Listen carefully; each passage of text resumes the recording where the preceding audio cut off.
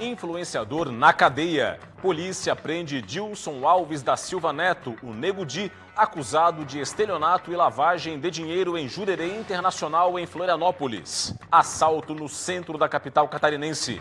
Homem armado rende funcionário de posto de combustíveis e leva malote com R$200 mil em dinheiro. Tragédia no Rio Grande do Sul. 4 jovens de Chapecó morrem em acidente na cidade de Ronda Alta, no noroeste gaúcho. Futebol. Fim de semana sem vitórias dos times catarinenses pelo Campeonato Brasileiro, o maior festival do mundo. Começa hoje a 41ª edição do Festival de Dança de Joinville.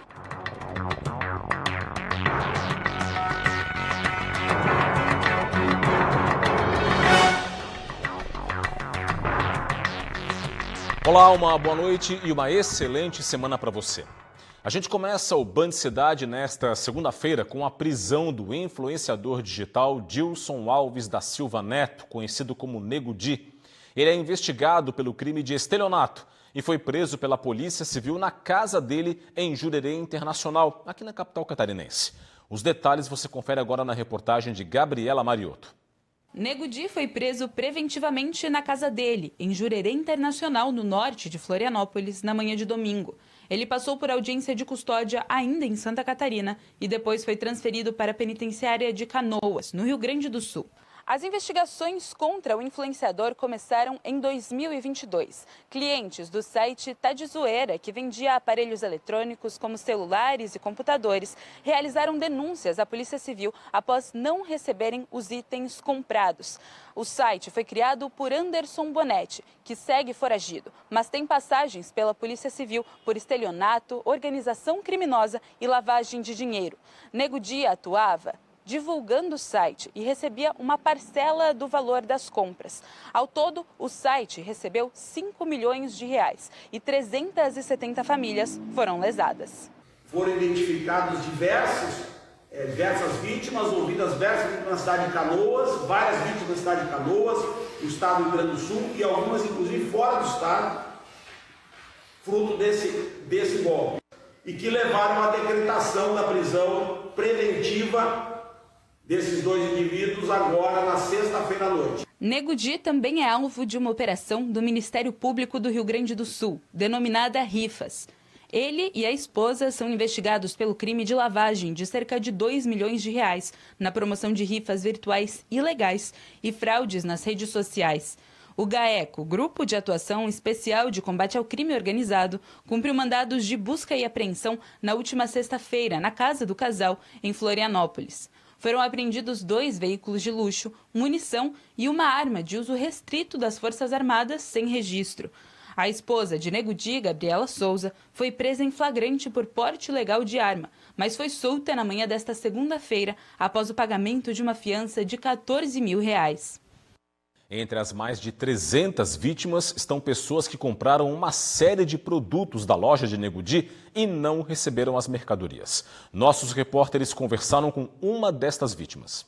Comprei 33 aparelhos ar-condicionado, somando R$30 mil. A polícia investigou 370 casos parecidos com esse. O humorista lucrou mais de R$5 milhões com as vendas. O prejuízo aos clientes é de pelo menos R$330 mil. O Anderson ele é um arquiteto, né, de práticas criminosas e ele acabou usando de uma certa forma o Dilson e o Dilson se aproveitando, né, do Anderson para poder manipular um esquema que para ele seria um esquema lucrativo e que seria bastante relevante pelo fato, né, da importância que o Dilson tem através das redes sociais. Nego Di e o sócio Anderson Bonetti criaram uma loja em 2022. A investigação indica que no início chegaram a entregar alguns pedidos para dar credibilidade ao negócio, mas depois começaram a dar desculpas e deixaram de cumprir as promessas.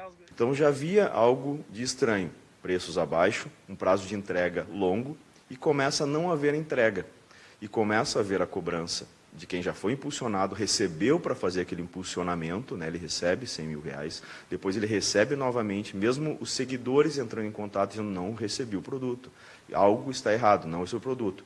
Ele é indiferente a isso. Esse que é o ponto-chave, ele é indiferente e ele continua fazendo impulsionamento, né? Dado uma satisfação em relação à não entrega.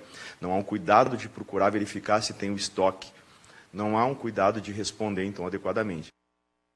A segunda-feira foi marcada por um assalto em pleno centro de Florianópolis. O funcionário de um posto de combustíveis teve um malote levado por um criminoso com mais de R$200 mil dentro. O crime aconteceu na manhã desta segunda-feira, em frente a esta agência bancária, na esquina das ruas Ilhéus e Anita Garibaldi, na área central da capital. O funcionário de um posto de combustíveis levava o malote com o dinheiro para dentro da agência bancária quando foi surpreendido por um homem armado. Um policial à paisana passava pelo local, presenciou o assalto e tentou impedir o crime. Houve troca de tiros, mas ninguém se feriu. O assaltante fugiu com um comparsa em uma motocicleta. A polícia militar procura pelos suspeitos. Também nesta segunda-feira, câmeras de monitoramento flagraram um momento em que um homem rouba uma série de telefones celulares de uma loja na rodovia João Gualberto Soares, em Ingleses, norte da ilha, aqui na capital. Repare nas cenas. O rapaz com mochila entra na loja, finge que observa um celular, depois se vira, vai ao balcão e mostra a arma para o funcionário. Instantes depois, o atendente ameaçado abre a vitrine do balcão e começa a colocar dentro de uma mochila os aparelhos celulares. Sem se preocupar em esconder o rosto, como você vê nas imagens, ele vai abrir, você vai ver daqui a pouquinho, ele vai abrir o vidro da vitrine da loja para retirar outros aparelhos e os esconder em uma mochila. Você vê aí no momento em que ele coloca os aparelhos que estão no balcão dentro da mochila, o funcionário coloca, e aí nesse momento ele começa a abrir o vidro da vitrine da loja e começa a colocar mais aparelhos dentro de uma mochila. Depois, calmamente, sem se preocupar em mostrar o rosto, ele se retira da loja depois de levar tudo isso em celulares. A polícia não informou o valor total em aparelhos que foi levado pelo criminoso. Ele é procurado pela polícia militar. E uma mulher catarinense foi presa na tarde deste domingo no aeroporto internacional de Confins, na capital mineira, Belo Horizonte. Com ela, os policiais federais apreenderam 4,2 kg de cocaína. A droga foi encontrada na estrutura da mala da mulher, que veio de Florianópolis e embarcaria para Portugal com conexão para Valência, na Espanha, onde entregaria o entorpecente. Ela foi presa em flagrante por tráfico internacional de drogas e foi levada para a Polícia Federal de Belo Horizonte. 4 jovens catarinenses que iriam participar de uma competição de basquete no Rio Grande do Sul morreram em um acidente em uma rodovia estadual gaúcha na manhã deste domingo. O acidente ocorreu por volta das 7h30 da manhã na ERS 324, na cidade de Ronda Alta, a 102 quilômetros de Chapecó. Samuel Dal Olmo Carlim, de 20 anos, dirigia o carro, onde também estavam David Guimarães Cardoso, de 19 anos, a namorada dele, Milena Lazari, de 16, e Enzo Henrique Candaten, de 18 anos. Segundo a Brigada Militar do Rio Grande do Sul, Samuel teria perdido o controle do carro, invadido a pista contrária e batido de frente em uma carreta no quilômetro 101 da rodovia. O motorista da carreta não se feriu. Os 3 jovens participavam de um time de basquete 3 contra 3 e iriam participar de uma competição da modalidade na cidade gaúcha de Carazinho. Os corpos dos 4 jovens foram velados e sepultados em Chapecó. E os bombeiros resgataram um homem que ficou à deriva por 9 horas em alto mar. O resgate ocorreu no sul da ilha, aqui na capital. O salvamento ocorreu na madrugada deste domingo, na praia da Armação do Pântano do Sul. O homem, de 52 anos de idade, estava em alto mar em uma embarcação de alumínio com cerca de 3 metros de comprimento. Os socorristas dos bombeiros percorreram quase 50 quilômetros em meio ao vento sul e as fortes ondas no mar para encontrar a embarcação. Ao avistar uma luz de baixa intensidade, os bombeiros chegaram ao barco. Ele estava com salva-vidas e com bastante roupa, o que evitou a ocorrência da hipotermia. O homem foi localizado após permanecer 9 horas à deriva em alto mar. A seguir aqui no jornal, o comentário político de Cláudio Prisco Paraíso. E veja também, nossos repórteres mostram os impactos das mudanças na cesta básica, aprovadas pela Câmara dos Deputados. Os detalhes, logo após o intervalo, eu volto já já.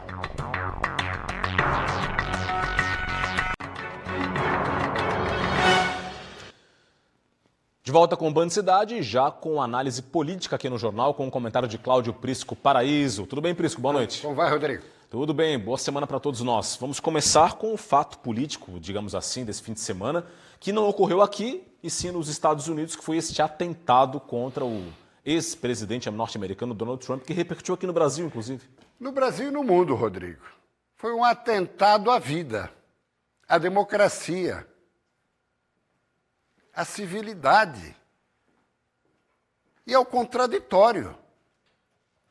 Veja só a que ponto chegamos.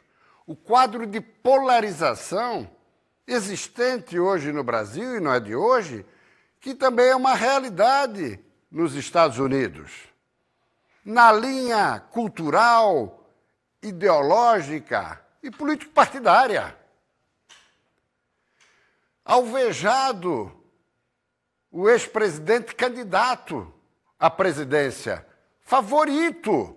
Agora, então, nem se fala, porque essa imagem correu o mundo logo após o tiro ser desferido contra ele.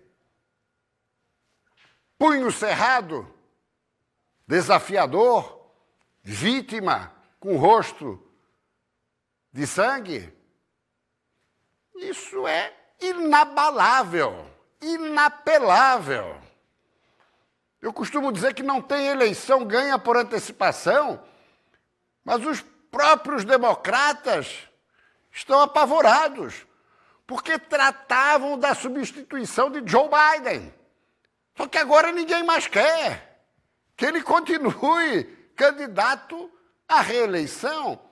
Estados Unidos, que, como sabemos, John Kennedy, no princípio da década de 60 e no princípio de 80, o então presidente Ronald Reagan. O que ocorreu na reeleição? Isso aqui. Veja só, 1984, o presidente ganhou em 49 dos 50 estados, fazendo 525 delegados contra 13 dos democratas. Sim, porque o sistema norte-americano é arcaico. O candidato pode fazer mais votos nas urnas, e isso tem ocorrido mais recentemente, como foi o caso da mulher de Bill Clinton, Hillary Clinton, que ganhou do próprio Trump no número de votos, mas no número de delegados que elege o presidente, ela perdeu. Assim foi a eleição de Trump em 2016. Agora veja a semelhança do que havia ocorrido aqui no Brasil com Jair Bolsonaro, em Minas Gerais. Situação essa que sacramentou a sua eleição. Tanto Trump quanto Bolsonaro, conservadores, presidiram os dois países, vamos lá, 2019 e 2020. Aí, Trump foi derrotado em 20 por Joe Biden e Bolsonaro por Lula em 22. Hoje são os presidentes. Presidentes estes acometidos por senilidade. Essa que é a grande realidade. Eles que a princípio são candidatos à reeleição. Biden, agora em novembro. Lula, se conseguir completar o mandato, lá em 26. Duas candidaturas frágeis.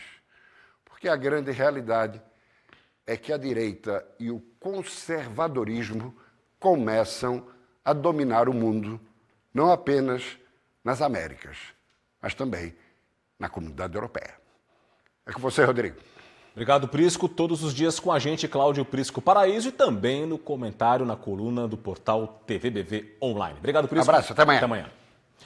Os últimos dias do governador em exercício no cargo foram movimentados. Antes de devolver o cargo a Jorginho Melo, Mauro de Nadal confirmou obras importantes neste fim de semana. O governo do estado assinou a ordem de serviço para restauração com aumento de capacidade da rodovia SC 283, nos trechos de Águas de Chapecó, São Carlos e Palmitos. As obras de restauração devem favorecer o escoamento da produção agrícola da região, o que prevê impacto direto no desenvolvimento econômico. Estamos entregando uma ordem de serviço de R$ 83 milhões para recuperarmos 29,9 quilômetros, ligando Águas de Chapecó até o município de Palmitos. O projeto foi todo reformulado, com possibilidades até de terceiras faixas em alguns pontos de estrangulamento e com certeza com toda uma remoção desta base que já está deteriorada pelo uso e pelo tempo, né? Nós vamos ter aí com uma rodovia de excelente qualidade, que é justamente aquilo que todos nós esperamos. Mauro de Nadal esteve à frente do governo do estado enquanto Jorginho Melo viajou para Portugal. De volta a Santa Catarina ontem à noite, o governador já assumiu novamente o posto. Economia no Band Cidade. A inclusão de novos itens na cesta básica foi aprovada pela Câmara dos Deputados. Entre os economistas, a expectativa é de redução nos preços. Feijão, arroz, açúcar, farinha de trigo e óleo. Produtos que fazem parte da cesta básica e estão presentes na mesa dos brasileiros. Agora, uma proposta de emenda à Constituição prevê a ampliação destes itens. A nova cesta básica deve abranger uma variedade maior de alimentos, incluindo a carne e o leite. A medida visa a redução de impostos sobre estes itens e o consumo de alimentos mais saudáveis pelos brasileiros. A proposta faz parte da reforma tributária. A expectativa é de que as mudanças reduzam os preços, principalmente da carne. Nesse sentido, as medidas que vêm visando promover a isenção de produtos da cesta básica são medidas importantes. Alimentos preferencialmente in natura e que não sejam ultraprocessados, de preferência de origem da agricultura familiar, no sentido de garantir um melhor acesso da população. A inclusão de alimentos naturais na cesta básica deve estimular o consumo de alimentos mais saudáveis, em substituição aos industrializados. O foco dessa nova cesta, sem dúvida, é a promoção de uma alimentação mais saudável, né? Ela também privilegia alimentos com baixo grau de processamento industrial ou in natura, e as carnes fazem parte dessa nova cesta. Por outro lado, há uma preocupação de que a redução dos impostos sobre o consumo destes alimentos tenha outros efeitos.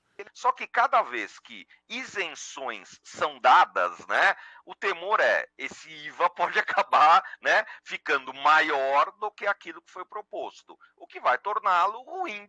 Novamente, se a gente queria um modelo mais simples e mais leve, se continuarmos assim, a gente pode caminhar para um modelo que, apesar de mais simples, acaba tendo uma carga tributária tão pesada quanto, né? Só em Florianópolis, os preços dos produtos que compõem a cesta básica subiram cerca de 7,5% no primeiro semestre deste ano, o que faz da capital catarinense a segunda cesta básica mais cara do país, com preço médio de R$ 801,03 em julho. O texto aprovado pela Câmara dos Deputados segue agora para votação no Senado.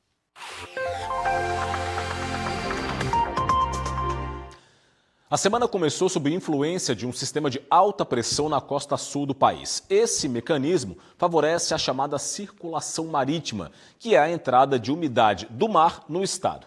Significa dizer que os planaltos norte e sul, dali para a região litorânea, a terça-feira vai ter mais nuvens com algumas aberturas de sol e uma chuva isolada, especialmente para o litoral norte do estado. Essa chuva até não deve ser muito intensa, não. Entre o extremo oeste e o meio oeste catarinense, aí o dia deve ser mais de sol entre nuvens. As temperaturas vão seguir baixas, com pouca elevação durante o dia e máximas que não passam dos 20 graus. Vamos ver aqui no telão. Em Florianópolis, mínima de 14, máxima de 18 graus. Em Joinville, variação entre 12 e 14. Em Blumenau, 12 graus de mínima e 16 de máxima é a previsão. Viramos a página, mais informações do tempo. Criciúma, mínima de 11, máxima de 19 graus. Em Lages, na Serra Catarinense, variação entre 6 e 14. E em Chapecó, mínima de 11 e máxima de 16 graus. E a seguir por aqui as informações do esporte com os gols do fim de semana dos times catarinenses pelo Campeonato Brasileiro. E veja também, começa a 41ª edição do Festival de Dança de Joinville. Todos os detalhes logo depois do intervalo, já voltamos.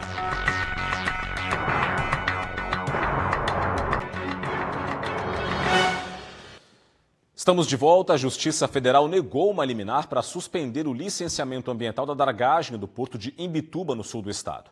A juíza Ana Lídia Silva Melo, da Primeira Vara Federal de Tubarão, argumentou que não ficou demonstrada a urgência da medida.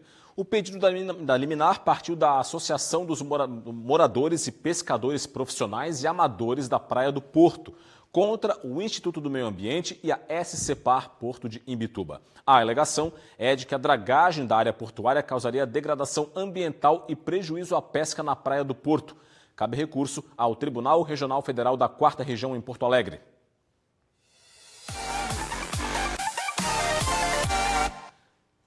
Série B do Campeonato Brasileiro pela 15ª rodada, o Avaí foi derrotado pelo Vila Nova em Goiânia, em partida que teve transmissão ao vivo da Band.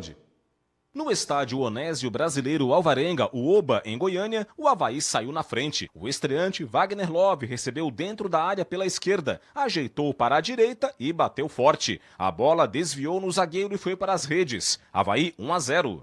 Após cruzamento para a área, Elias matou no peito e bateu de esquerda para deixar tudo igual. Contra-ataque do Vila Nova, Luciano Naninho acionou Alisson, que cruzou para Henrique Almeida de voleio fazer o gol da virada e da vitória dos donos da casa. Final em Goiânia, Vila Nova 2, Avaí, 5º colocado da Série B com 23 pontos, 1. O time catarinense volta a campo na próxima sexta-feira para enfrentar o Ceará no estádio da Ressacada. No oeste do estado, Chapecoense e Brusque ficaram no empate. Na Arena Condá, Olávio recebeu passe de Paulinho Mocelin e mandou no alto para abrir o placar para os visitantes. Após cobrança de escanteio, a bola ficou viva na área e o zagueiro Bruno Leonardo, de cabeça, mandou para as redes. E ficou nisso. Chapecoense, 15ª colocada da Série B com 18 pontos, 1. Brusque, 18º colocado dentro do Z4 com 14 pontos, 0. A Chapecoense volta a campo na próxima quinta-feira para enfrentar o Novo Horizontino no interior de São Paulo. Já o Brusque vai jogar no próximo domingo contra o Botafogo em Ribeirão Preto, também no interior paulista. Na Série C, o Figueirense foi goleado neste domingo fora de casa. No estádio dos Aflitos, cruzamento para a área. Bruno Mezenga dominou e ajeitou para Paulo Sérgio finalizar. O goleiro defendeu, mas o próprio Bruno Mezenga mandou para as redes. Náutico 1-0. Paulo Sérgio vai à linha de fundo, deixa 2 marcadores para trás e rola para Luiz Paulo, que manda para a área. Patrick Alain, de primeira, amplia para os donos da casa, 2-0.